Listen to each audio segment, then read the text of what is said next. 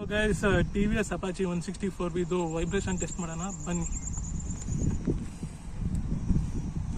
So bro, ಇದು equipment. So ಇದು ಇರ್ತಿದ್ದೀನಿ. So ಬೇಡ, ನೀರು ಹಾಕ್ಬಿಟ್ಟಿಡ.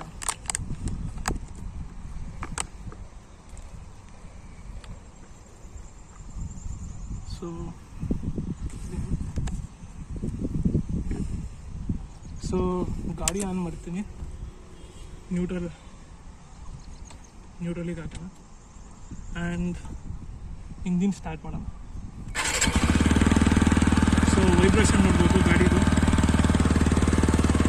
ಸೊ ರೈಸ್ ಮಾಡ್ತೀನಿ ನೋಡಿ.